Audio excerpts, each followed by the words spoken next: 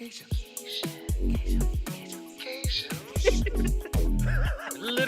Gasian. Literally Gasian. Welcome to Literally Gasians, a podcast where two gay Asian guys, aka Gasians, get real about their feelings and literally Gasian stuff. I'm your host, Chris. And I'm your co-host, Bao. And it's back to just us. Another solo episode, just me and Chris. And it's been actually a long time since we've caught up, Chris. So how you been? I've been just okay. Yeah, it's been so long since I've seen you. The holidays have passed and you've gone away and everyone's off. And I really enjoyed the holidays. I want to be like that cold-hearted bitch that hates the holidays, and I do, but like I hate going to see family. I can only stand a couple hours of my mom at a time, but the chosen family, the everything else, it's so good to see everyone. People fly back home, people have time, and I got to get closer to a lot of people. So I really enjoyed that part of it and going out and partying, but I haven't gotten to see you very much. How are you doing?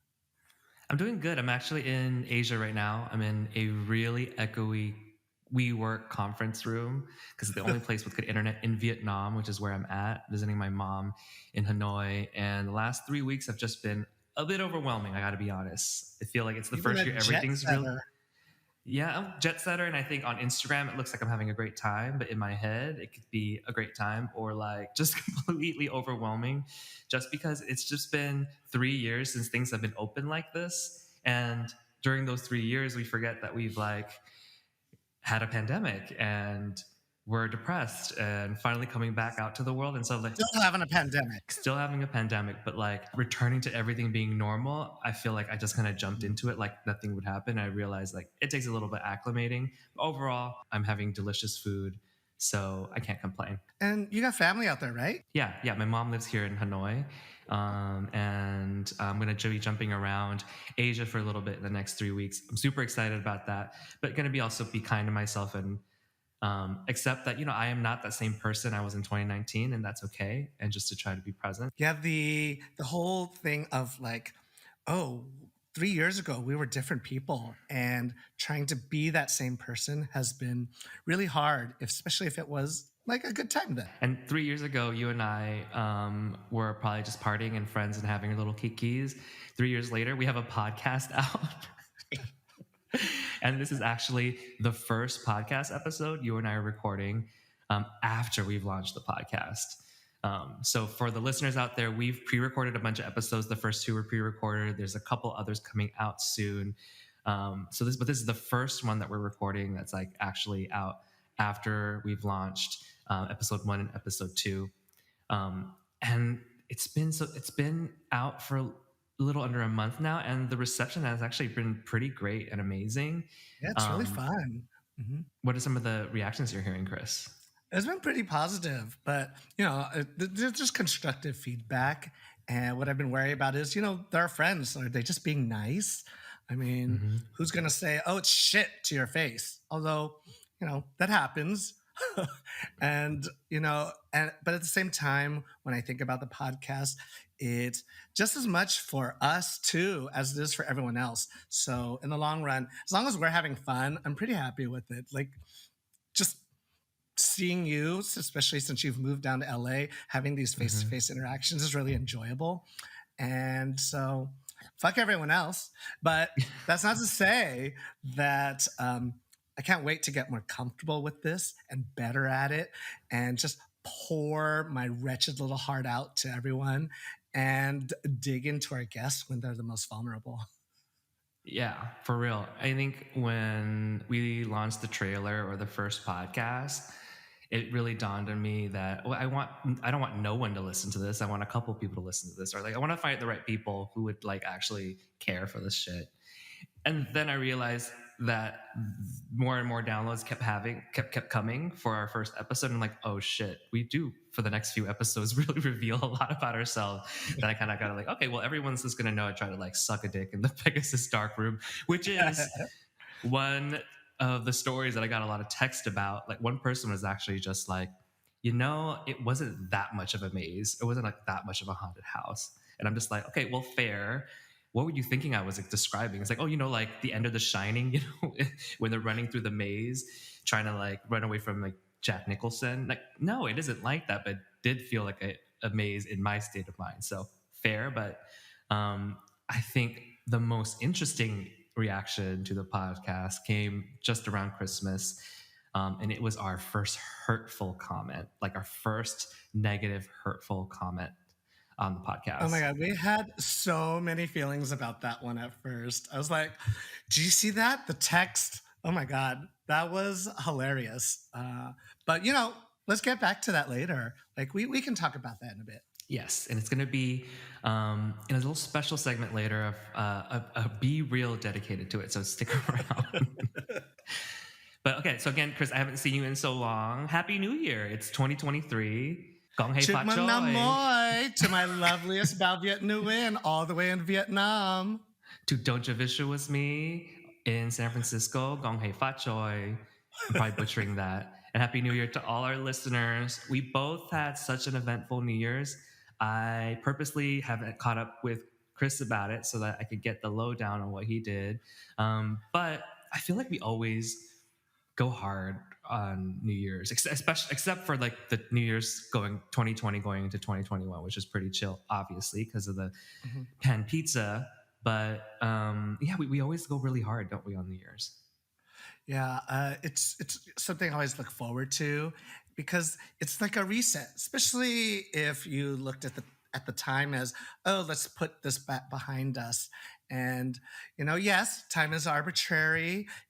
Time is a circle. Space time is everything all at once. But we're humans. We don't always think like that, and it's nice to forget the past sometimes or learn from it.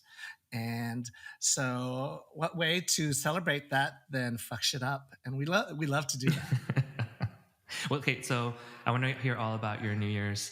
Where were you? What did you do? How did you feel? Tell me about it. Well, earlier I was saying like holidays. I was really enjoying it, and so I was like really revving up into New Year's. New Year's Eve, although I was with a lot of friends, and I really enjoyed that. We went to a party and it was terrible. It was Oh, so bad. It was Afterglow, quintessential San Francisco party. And it was, uh, the vibes were bad. The music was bad. And at some point, like the dance floor just was empty. And it's just like, well, hmm. can't win them all. I've always had a good time at those. But it's funny because the first time I ever went to an Afterglow several years ago, someone was like, "Oh yeah, have fun at the orgy." I was like, "What do you mean?" So when I say quintessential SF, uh, Yeah, describe the party because I've been through a couple with you. I went to the Pride one just this year with you. So like, give the listeners a feel of what Afterglow so it's is and what not a kind of dark party it is. room. It's a bright neon lit room, and it's not underground. It is upstairs, and when the dance floor filled up again, I was trying to figure out why. It's because everyone was packed upstairs in, well, the orgy room. It's the place with the best music. It's wall to wall dicks everywhere. And I'm not talking about dildos on the walls, just people just almost completely naked, fucking and sucking, and it's a lot. It's a lot of sweat. It's a lot of spit. And I visit on occasion, but it's not really my thing to participate. I don't look down on it. It's just not a participator.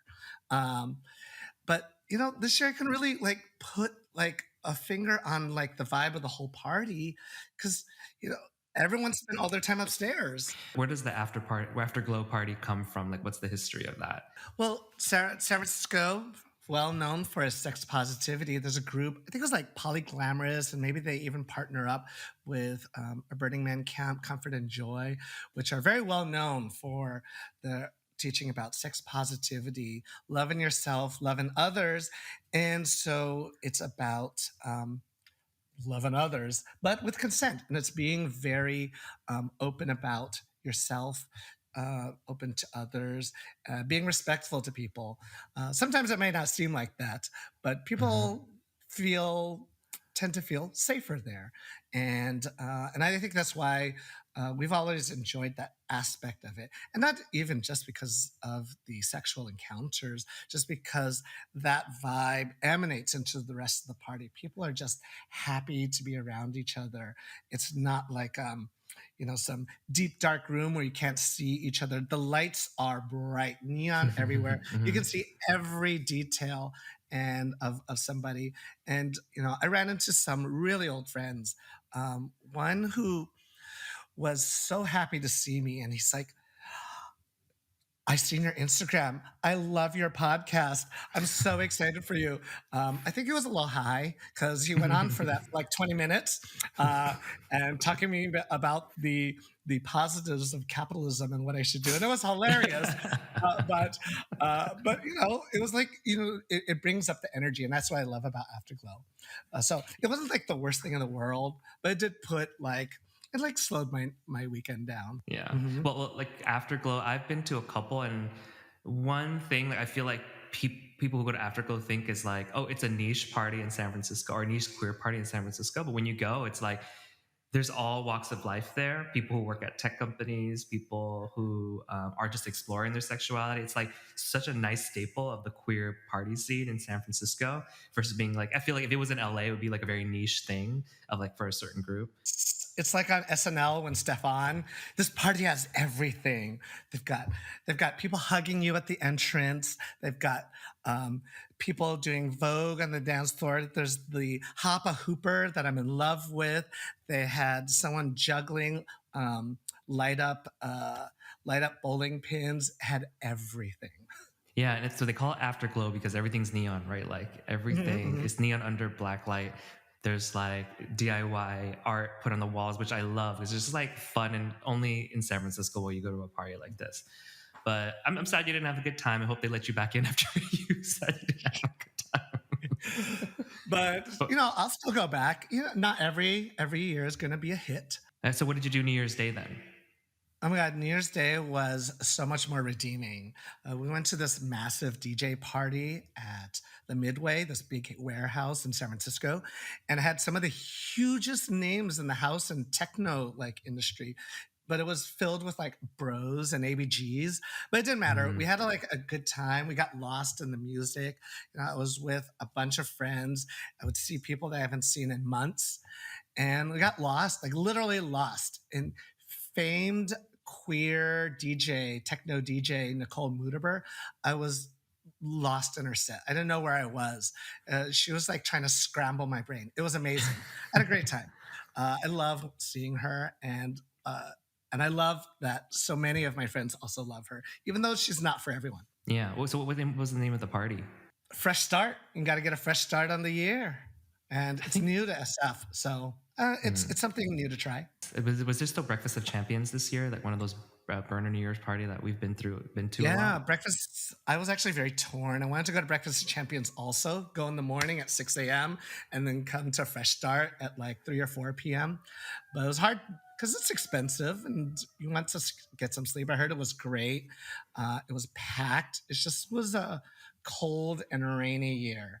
So San Francisco was not blessed with good weather this year. We were blessed with storms and flooding and cars falling into ditches. But Oh my gosh. we made the best of it, and so it was a really good time. But just still only a week away, still recovering from it. But what about you, Mel? What did you get up to New Year's Eve? So I was in Bangkok. I was in Hmm. Bangkok for this humongous gay annual networking mixer called Networking mixer. networking mixer annual convention, gay convention called the White Party Bangkok. No, I'm just kidding. It's actually a huge circuit party, and not just like a huge circuit party, like a humongous circuit party with like 20,000 attendees. Isn't it one of the biggest in the world? I think it is, but I just think it's funny that a game went to this like the hugest or quote unquote hugest like, circuit party just because I'm not a circuit queen. I was there Hmm. and had a great time celebrating my friend's 40th birthday and just reconnecting with people. So as for the party itself, let's start with the music. which I'm just not going to review because I really just can't tell. I really just can't tell. Not it's, or like the pots and pans, but not to knock on the circuit music. I can appreciate it sometimes, but I just am not the biggest fan of circuit music. So you should probably ask somebody who is, and they could probably give you a good review of what the music is. I'm the kind of person who, after going to a circuit party and someone says, God, that DJ was so good, or like, oh, that DJ is so bad. God, like, it was terrible. And I'm just like, how could you tell? It all just sounds the same to me. But again, not to knock on circuit parties, I still love just their history and their legacy. And I still think like in a place like Asia, a queer space like that still feels very important. But I can tell you what did surprise me about the music. Uh-huh. They had this whole like art wall experience with like mirrors everywhere. Like my friend kept bumping into the mirrors because he kept being confused. um, and it led to a techno room. So I was really surprised to see a techno room. And then the Oh more my I God, thought that's so about it, cool. it was so cool. It was so my vibe, especially on the last day when it had better ventilation, but it's really small still. It's just really, really small still. There's so many Asian techno DJs headlining in there, which I was also surprised to see. And so what it kind of brought to me is like, oh, I think that there's an interesting like subset of people who want to go to these parties who like different kind of music or who want like more diverse slate of music. And the White Party was doing that to broaden its crowd. I also think maybe, and I have no research on this, it's just a hunch. Maybe the younger crowd is into techno music and not into circuit Mhm. party music. Yeah. I met the creator of Oh, White you Party did? Bangkok at Where? Burning Man. Mm. He was so cool.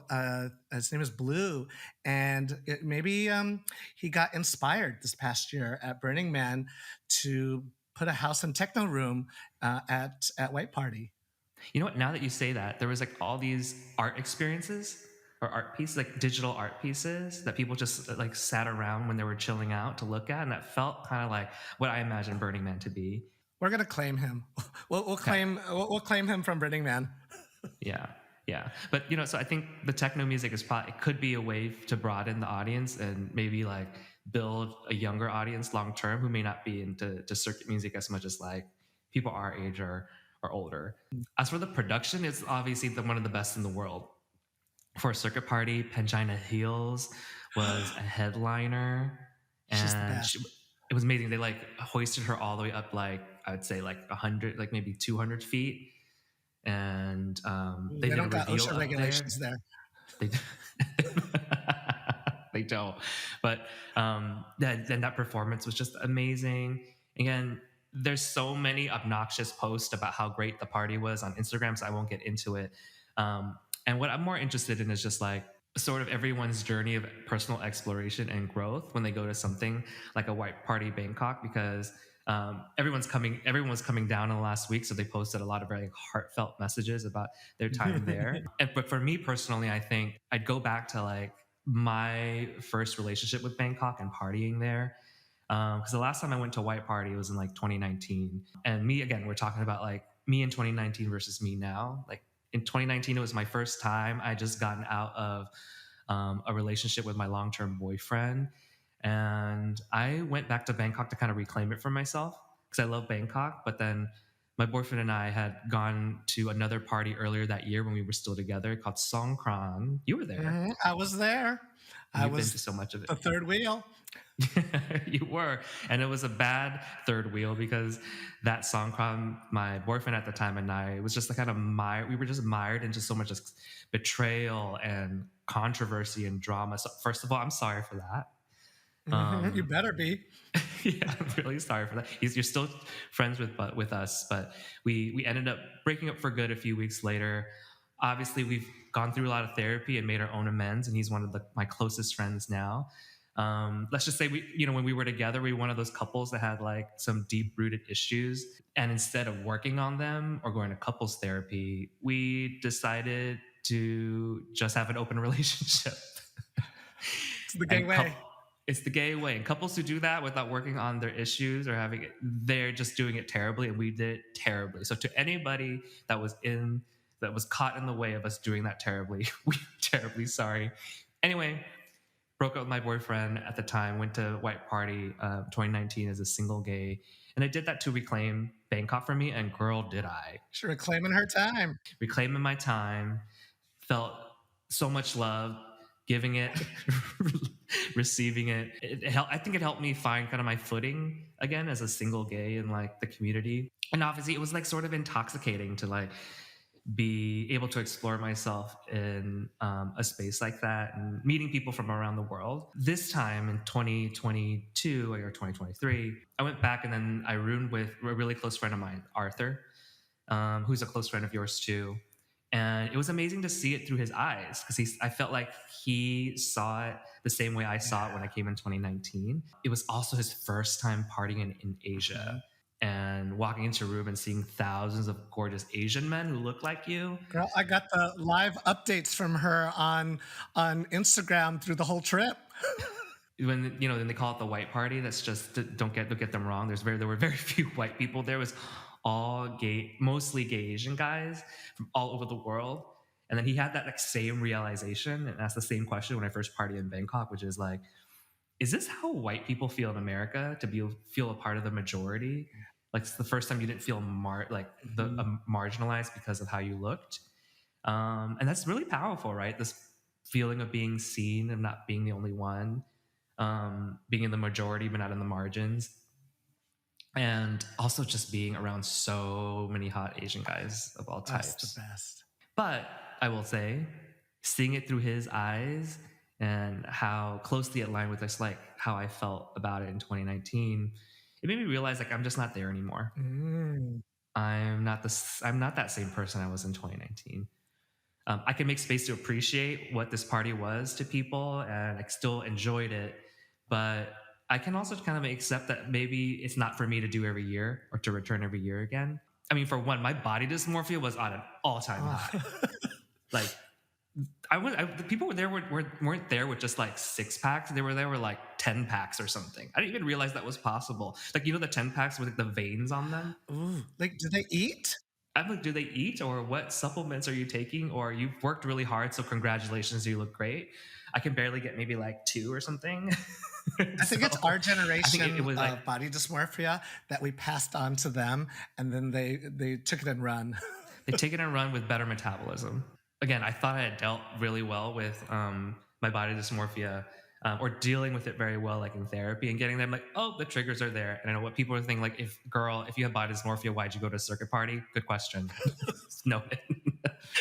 The second is my anxiety. I think a lot of people were feeling anxious.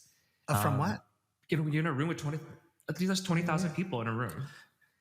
And outside of it, during New Year's, they close down the streets to have like a mainstream New Year's party. So there's a bunch of people there. So for me personally, I just kept thinking of like what happened in Seoul during Yeah. Halloween. And I just like was kind of like a little bit anxious about that. I just was just feeling bad about that. Like I should like this more. Like why am I not feeling the way Arthur's feeling or how other people are feeling? And then after a while, I'm like, that's okay. Just accept it. Is this you're a different person than you were in We're more 2019. experienced and more traumatized. Exactly. More traumatized. I had less anxiety then. I had not experienced depression then. Had more serotonin. I had more hair. I had more collagen. I had a lot more other things to enjoy this in But then 2019. isn't this a little bit like how you were saying before about like our traumas? We're not looking to say one day, I'm healed. We're looking to say, Hmm. oh, I'm progressing. I know how to live with this now. Great. Let's move on. Yeah, I realized that my personal growth and going to the same things I did before the pandemic, I'm realizing in the first like kind of few instances of it, I'm kind of just I feel bad about that. I'm like, why can't I just like, try to force myself to be this like person again, get back to quote unquote normal again, before I finally accept like, okay, well, you're actually just a different person, and that's okay. And it took me much longer than I thought it would to arrive at this acceptance state, but I'm here now, and it feels great. And it's interesting because you kind of have the same vibe or feeling about Afterglow, right? It's also a party that we've been through quite a few Yeah. times and really enjoyed before the Yeah. And pandemic. not just Afterglow, just like going out in general, or just doing things in life. They're not as exciting or new as they used to be. and uh, and looking at it with the lens of all this trauma that we have gone through, uh, it's taking a little more time to accept that, okay, yeah, just like you said, we just gotta enjoy it differently. And that's okay. We can do different things than we used to do.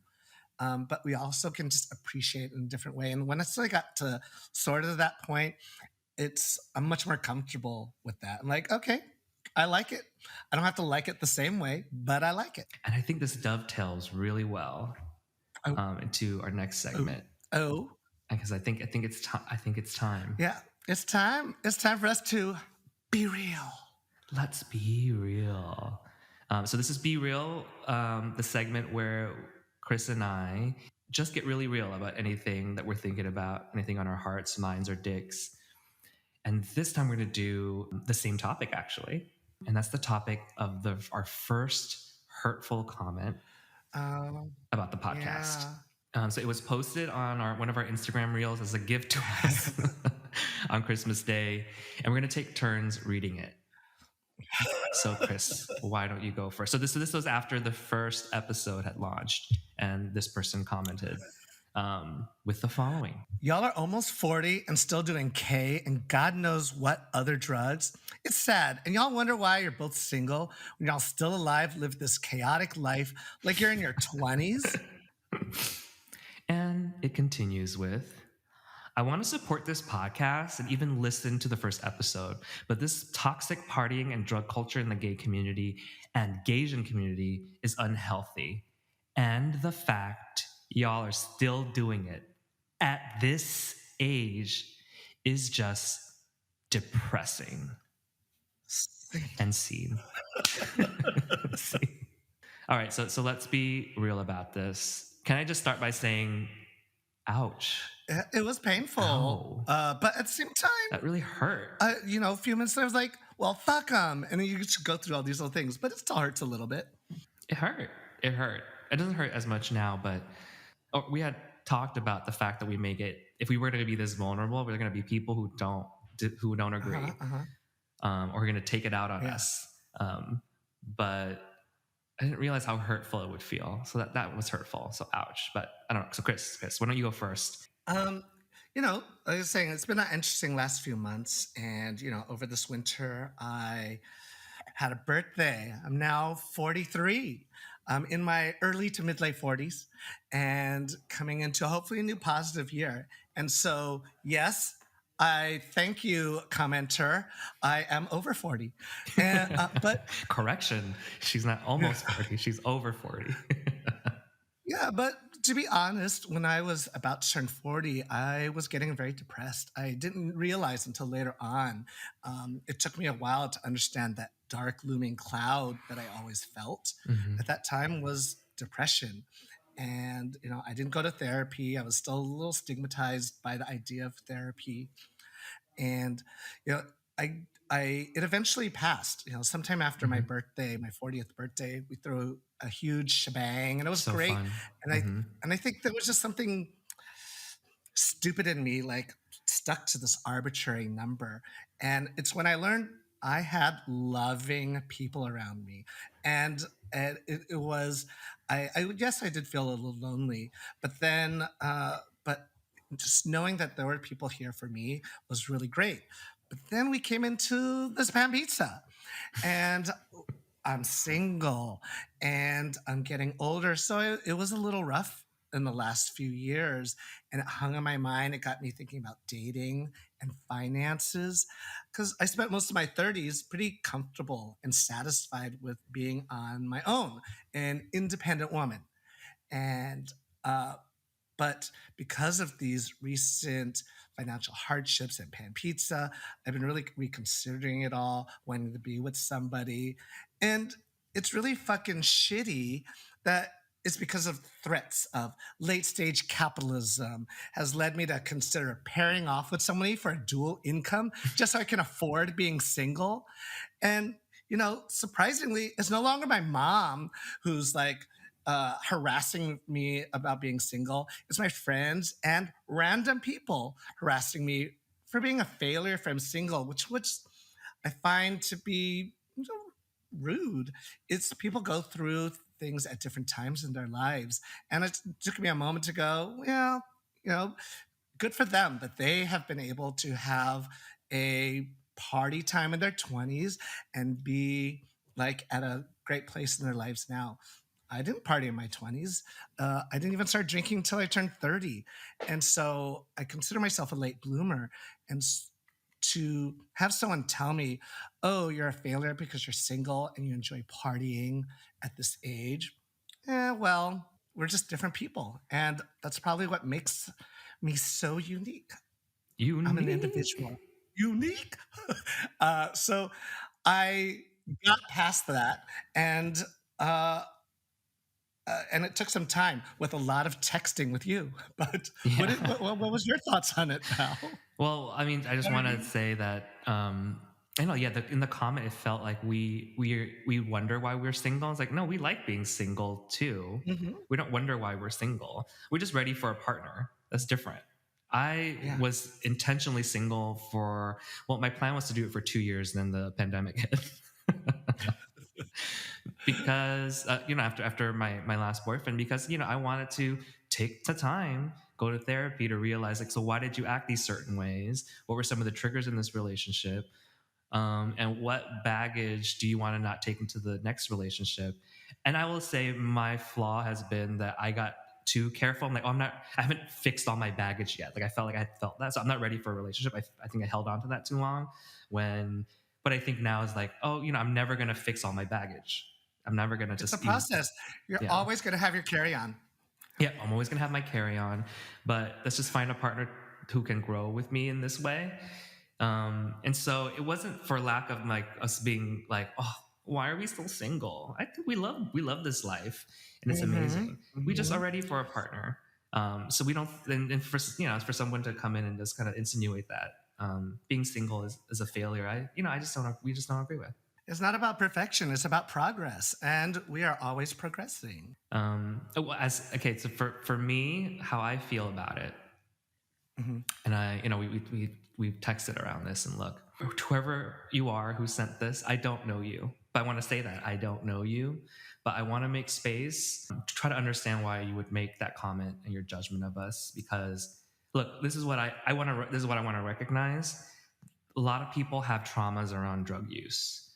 Like, they may have grown up in families where the abuse was there. I know friends who've had to deal with former partners or someone they love so much who was destructive because they were an addict. Or maybe you have dealt with some abuse issues yourself and in recovery. And so this conversation, or the conversation that we have so openly on the podcast, can be pretty triggering. So all that is to say that I really don't know you, but you don't know us either, girl. I'm not K-holing in the dark room every night. And I feel like that was like sort of like probably maybe the story that got this person kind of triggered to make that kind of comment. Like, I don't do this every night. And the queers who go to those dark rooms don't do that every night either, because there actually isn't a dark room that has a party like that every night. The people who go to these parties are not just partiers, they're pop culture junkies, they're artists, they're community activists, they're accountants. There's many other types of guys and queers who go to these things. And, we seek a night out from time to time to just really let loose on the dance floor. We want to explore the pleasures and just have a goddamn good time. So Hmm. let us do that. Like, we love the queer party scene. Personally, for me, it was my refuge when I had to hide who I was, hide my true self to my parents or to like our coworkers or even some of my friends, the world even. And it's where I found Doncha. This is where we got close, right? It's where I found a lot of Hmm. friends. And Doncha, you said like during your 40th birthday, you realized a lot of those friends we met in the queer party scene. And that isn't to say, I'm not trying to say the party scene is for everyone. It isn't. It isn't for everyone. It is not a good scene for you if you probably are struggling with some issues that the scene can enable, like addiction. And depending on the party, sometimes then parties be hella white and they're not as inclusive or not as body inclusive. So I'm going to admit to that. But when the queer party scene gets it right, it can be beautiful. And I think of this one party I went to right before Thanksgiving. It was like the Wednesday right before Thanksgiving in LA. It's thrown by a club called Rhonda. So we just call it Rhonda here in LA. Oh my God, Chris, you have to be come to one of the LA versions of the party. Oh my God, Um, it sounds so fun. it was like two floors and like maybe 5 rooms or something of just queer, gays, lesbians, trans folks, non-binary, BIPOC folks, all ages, walks of life, body types. There were circuit queens, there were techno house heads, and sure, some of them, I don't remember, or a lot of them were maybe on edibles or doing some bumps and definitely drinking. Um, but what they had that I recognized when I was there was like, because I thought when I'm like, this is a party right before Thanksgiving, like it's like either $5 or something. It was really cheap. That must mean like no one's gonna come because it's before Thanksgiving. People are gonna be gone. I got there and it was really, really packed. And I talked to a couple of people, and it was people who are queer who are not going home to their biological families, but they got this space. Like they got this night to celebrate with their chosen family because for so many of them, they don't have that opportunity to go back to their biological families like some of us do. The price is to help make it available to these people. Yeah. Yeah. And me, of course, like late stage capitalism, I'm just like, that just means I didn't get enough people there. They're doing a discount. Like, nope, that was me being an asshole. Because that was such an important space. And I really recognize that. So look, these queer spaces are like havens. They have their flaws, but they're so important for us queers to connect with our community, no matter what age you are, girl. Like you can come and celebrate with your community. And if Beyonce, if the Queen Bee, if Beyonce can celebrate these queer dance spaces with her latest album, Renaissance, so good, by the way, still haven't stopped listening to it. If Beyonce can celebrate these queer dance spaces, you can make space for that too. So, okay, and then personally, I will say, sure, was there a time when I was worried that the scene was going to be unhealthy for me or too much for me? Sure, yeah. But I went to therapy. I worked on that. I know what my boundaries are. I know when how much is too much. And it's going to continue to change for me. Like it's changed for you on Afterglow. It changed for me on White Party. It'll still continue to evolve. But I know what my boundaries are. And on the old and single part, I think don't just sum it up pretty well. So again, Thanks.